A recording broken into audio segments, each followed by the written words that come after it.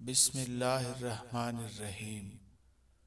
نبی اکرم صلی اللہ علیہ وآلہ وسلم عبداللہ بن ثابت رضی اللہ عنہ کی عیادت یعنی بیمار پرسی کرنے آئے تو دیکھا کہ بیماری ان پر غالب آ گئی ہے، تو آپ صلی اللہ علیہ وآلہ وسلم نے انہیں زور سے پکارا لیکن انہوں نے کوئی جواب نہیں دیا، تو رسول اللہ صلی اللہ علیہ وآلہ وسلم نے اِنَّ لِلَّهِ وَإِنَّ إِلَيْهِ راجعون پڑھا اور فرمایا اے ابو ربیع، ہم تم پر مغلوب ہو گئے۔ یہ سن کر عورتیں چیخ پڑیں اور رونے لگیں۔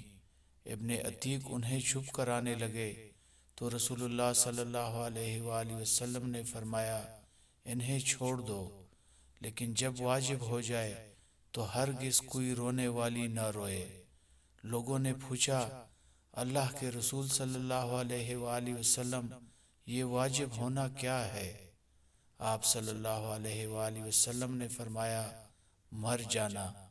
ان کی بیٹی نے اپنے باپ کو مخاطب کر کے کہا مجھے امید تھی کہ آپ شہید ہوں گے، کیونکہ آپ نے اپنا سامان جہاد تیار کر لیا تھا۔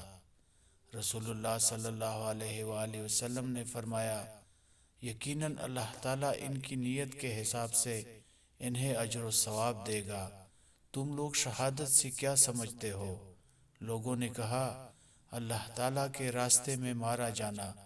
رسول اللہ صلی اللہ علیہ وآلہ وسلم نے فرمایا اللہ تعالیٰ کے راستے میں مارے جانے کے علاوہ شہادت کی 7 قسمیں ہیں۔